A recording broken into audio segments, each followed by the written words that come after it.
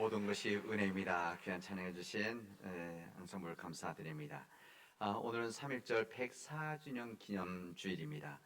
우리가 일제 탄압에 저항해서 전국적으로 그때 전개했었던 만세 운동을 우리가 기억하고 기념하는 날입니다. 3.1 운동은 독립 만세를 통해서 일본 제국의 이 불의한 억압에 저항해서 우리가 죽지 않고 살아 있다는 것을, 그리고 살아있는 주체적인 민족이라는 것을 온 세상에 알리고 우리 스스로 우리 민족에게 확인했었던, 말했던, 외침이었던 그런 거룩한 사건이었었습니다. 그 당시 민족이 하나가 되어서 폭력이 아니라 비폭력적인 평화적인 방법으로 우리가 독립국임을, 우리가 어느 민족도 우리를 짓눌 수 없다는 것을 온 세상에 선포한 날이기도 합니다. 우리에게 있었던 이 3.1절 104주년 되어졌는데, 이 당시 때 우리 기독교 교회들이 이 3.1 운동에 많이 참여했었고, 우리 기독교 교회 쪽에서 많은 희생자가 있었고, 또 교회들이 불태워진, 예를 들면 수원의 제암리교회라는 이런 데는 불태워지는 그런 일들도 있었습니다. 그런 날을 우리 교회는 기념하고 기억합니다. 우리 교회는 믿음 안에서 우리 민족을 사랑하는 교회입니다. 우리 교회가 남원 지역에 첫 번째 세워진 교회, 그런 책임이 있죠. 우리 지역에 대한, 그리고 민족에 대한, 우리가 민족을 위해서 일하고 또 민족을 위해서 기도하는 일은 우리에게 주는 하나의 주님의 사명입니다. 그리고 우리 민족이 하나님이 믿는 민족이 되어지고 하나님의 의가 이루어지는 복된 민족이 되어지도록, 그래서 우리가 받은 이 구원의 은혜들을 온 세상에 전하고 나누는 거룩한 일들을 부여받은 우리 교회입니다. 그 당시 때 일본 제국이 우리 민족을 짓누르고 침략해서 둘러싸고 있었지만, 지금은 일본이라는 한 나라가 아니라 어떻게 보면 일본이라는 한 나라보다 더 거대한 세상의 힘들이 우리를 둘러싸고 있습니다. 강력한 이 자본의 힘들, 그리고 강력한 이 탐욕의 힘들, 또 권력의 힘들, 이기주의, 세속적인 일들, 인본주의 일들, 힘들이 우리를 둘러싸고 어떻게 보면 일제시대 때보다 더 큰 이 힘으로 우리를 핍박하고 있지 않나 생각합니다. 이런 우리의 시대적인 상황 속에서 우리가 3.1 기념주의를 지킨다는 것은, 우리가 이런 상황 속에서 우리 믿음의 선배들이 했었던 이 만세 운동이 우리 시대 속에서도 하나님 나라의 만세 운동으로, 그래서 우리 민족이 하나님 앞에 온전히 서는, 그리고 세상의 힘들로부터 흔들리지 않고 그 길을 걸어가도록 결단하는 우리 믿음의 고백의 날이 바로 오늘입니다. 우리 민족을 위해서 여러분 항상 기도해 주시고 우리 민족의 의의 길을 걸어갈 수 있도록, 하나님 말씀하신 하나님의 뜻이 이루어지는 나라가 되어질 수 있도록, 그래서 우리에게 주어진 은혜가 이 주변에 있는 민족들에게 전해질 수 있도록 여러분들께서 기도해 주시기를 바랍니다. 오늘은 3.1절 기념주일이자 사순절 첫째 주일입니다. 주님께서 죽음을 앞두고 역사의 한복판으로 홀로 걸어가셨던 그 길, 40일 동안 우리는 주님을 기억하면서, 주님의 말씀을 우리는 기억하면서, 주님이 걸어가셨던 그 길, 십자가를 우리는 생각하고 묵상하면서 우리 자신들을 돌아보며 회개하는 시간입니다. 우리 앞에 우리 이 배너도 보라색으로 바뀌지 않았습니까? 제 스도 바뀌고 제 넥타이도 오늘은 보라색이었는데, 이 보라색은 회개의 색깔입니다. 그래서 이번 사순절 기간 동안 우리들이 믿음의 길을 함께 걸어가는 주의 백성들이 되어지기를 바랍니다. 이 사순절 첫 주에 우리에게 주신 주님의 말씀은 제자 유다에게 배신을 당하신 예수님의 이야기를 우리에게 증언해 주시고 있습니다. 우리는 예수 그리스도의 공적인 생애 사역, 또 말씀, 여러 가지 십자가 사건, 여러 가지를 우리 말씀을 듣고 배우면서 우리가 제대로 이해하지 못하는 여러 부분들이 있습니다. 우리 각기 다른 이해하지 못하는 부분들이 있죠. 그리고 거기에 대한 질문들을 하게 되어집니다. 우리 스스로에게 질문할 때도 많이 있습니다. 예수님께서는 제자 가룟 유다, 이 가룟 유다와 2년 3년 정도 예수님은 동행을 하셨습니다. 그리고 이 제자리 주님과 동행하면서 주님의 말씀을 가장 가까운 곳에서, 또 가장 가까운 곳에서 말씀을 듣고 나누고 기적을 처음 했던 제자들입니다. 그런데 어떻게 그런 동지의 삶을 살아왔었던 이 가룟 유다가 예수님을 팔아 넘길 수가 있었는가? 어떻게 가룟 유다 같은 사람이 예수님의 제자가 되었을까? 우리는 질문하게 되어집니다. 우리 예수님 모든 것을 아시고 꿰뚫어 보시는 주님이신데, 이 사람들을 보면 그 사람이 인생을 꿰뚫어 보셨던 하나님이셨는데, 어떻게 주님을 배반하고 팔아 넘기기까지 이렇게 삶을 살았던 이 가룟 유다를 어떻게 제자로 선택을 하셨을까?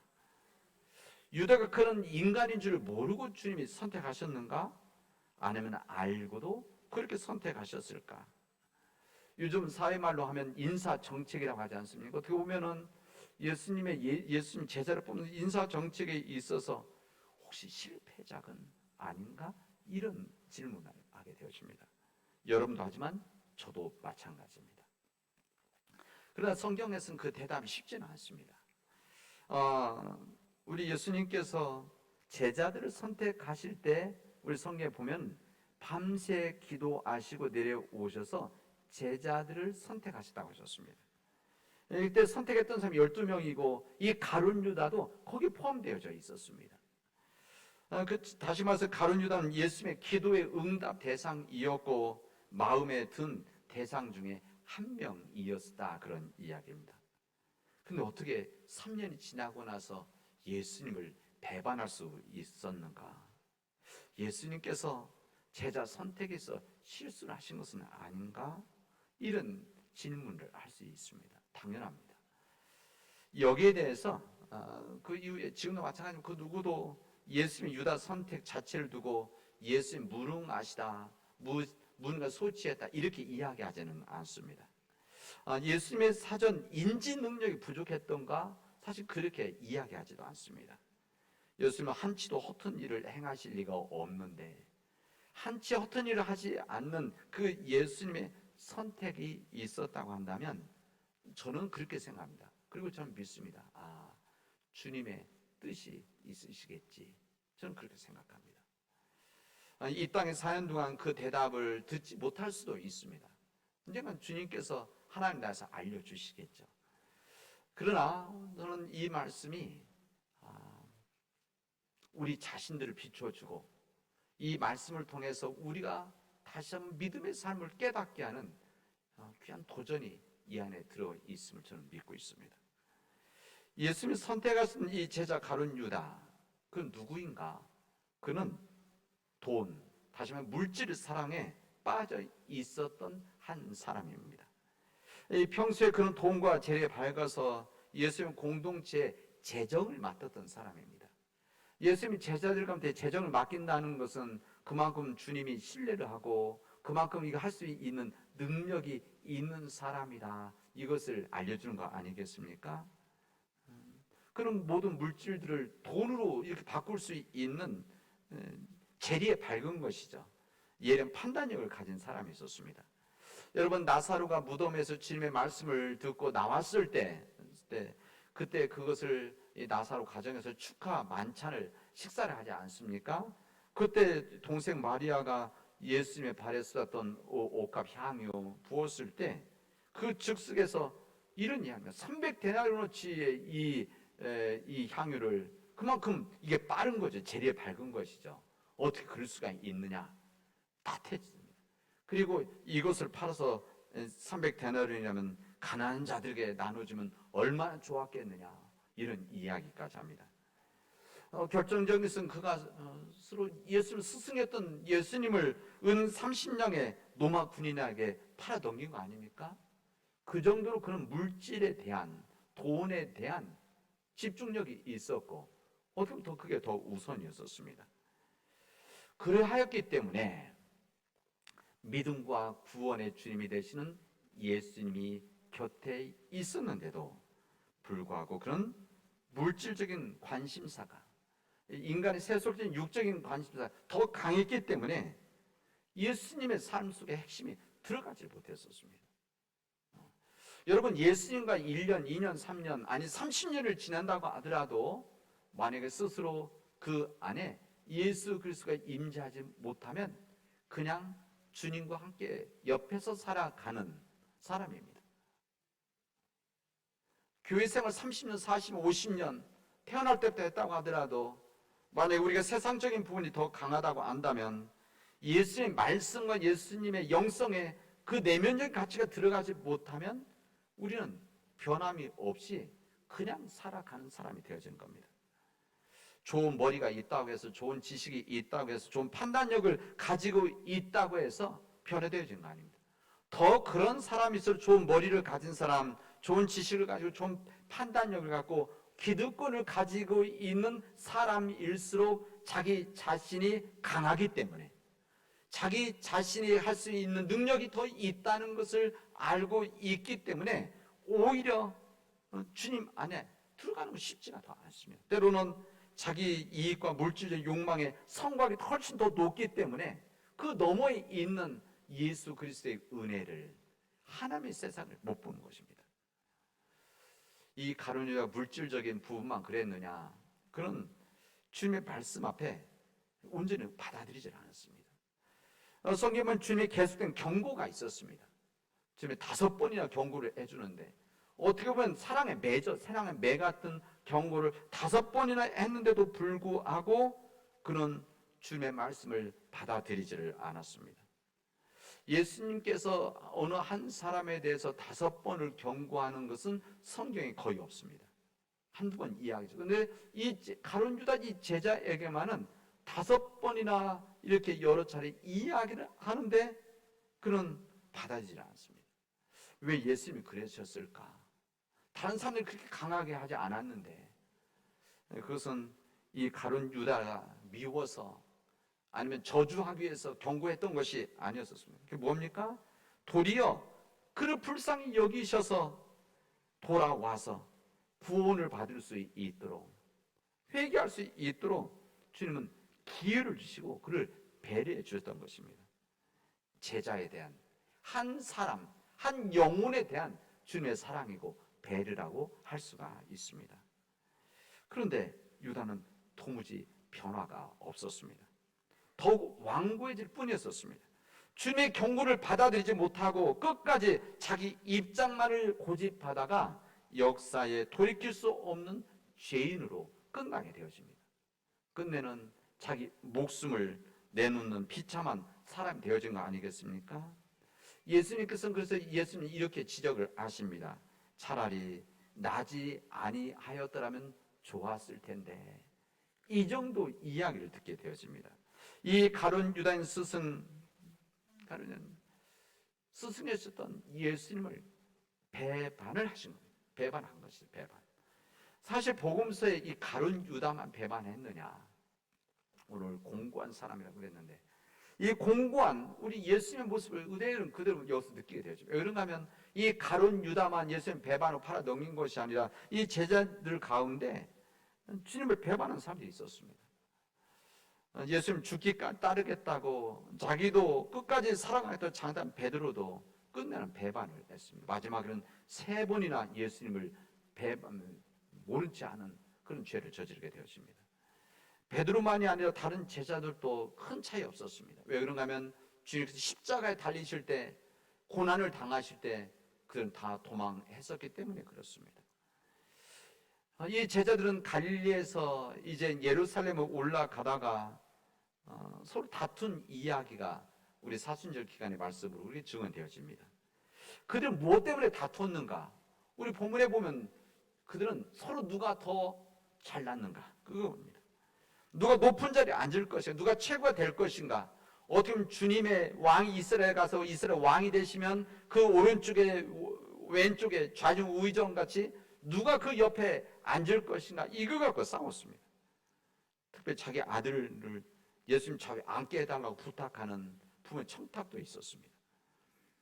여기서 우리는 주님의 제자들이 어떠한 이유로 주님을 따랐는지를 우리들은 알게 되어집니다. 뭡니까? 이 제자들이 주님을 따랐던 이유들은 예수님이 하나님의 아들이시라는 것을 알았고, 하나님의 아들이신 예수님께서 예루살렘에 올라가면은 가장 높은 자리에 앉게 되어질 것이라는 것을 알았고, 그리고 그렇게 되면 우리들도 영광을 받을 것이다 라고 하는 그런 생각 속에서 예수님을 따랐다는 것을 우리에게 알려줍니다. 왜냐하면 이때는 그들이 진정 예수님을 만나기 전이었습니다. 성령 체험하기 전입니다. 이것이 제자들의 믿음이었습니다. 그래서 이 제자들이 예수님을 따르는 것 같지만 실제로는 예수님을 따른 것이 아니라 인간이 가지고 있는 자기들의 욕망을 따랐던 것입니다. 예수님을 향해서 예수님을 따르는 것이 아니라 그들이 가지고 있는 탐욕, 욕망의 길을 주님을 통해서 보고 따라갔던 것이죠. 이런 그런 마음으로 따라갔는데 자신들이 생각하는 길에 예수님이 차지를 않는 겁니다. 자신들이 생각했던 예수님 높은 자리에 앉게 되어지고 그러면 자기도 그런 높은 자리에 이런 영광을 받을 것이라 생각했는데 예수님이 하신 말씀과 일을 보면 이게 맞지가 않는 겁니다. 가장 상석에 앉아서 다른 사람들의 이 섬김을 받아야 되는데 예수님이 그런 섬김을 받지를 않으시는 겁니다. 상석에 앉으려고 하지도 않았습니다.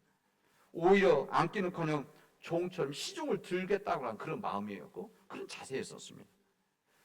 내 발을 씻으라고 말씀하셔야 되는 그 스승이신 그 예수님이신데 이 오히려 주님께서 제자들의 발을 씻어주시는 것을 보면서 무릎을 꿇고 제자들의 발을 씻어주는 것을 보면서 주님께서 빵을 떼어서 음식을 나눠주는 것을 보면서 그리고 이것이 내 몸이고 내 살이다 이것을 이야기하신 주님을 보면서 그런 예수님을 받아들일 수가 없었던 것입니다. 실망했던 것이죠.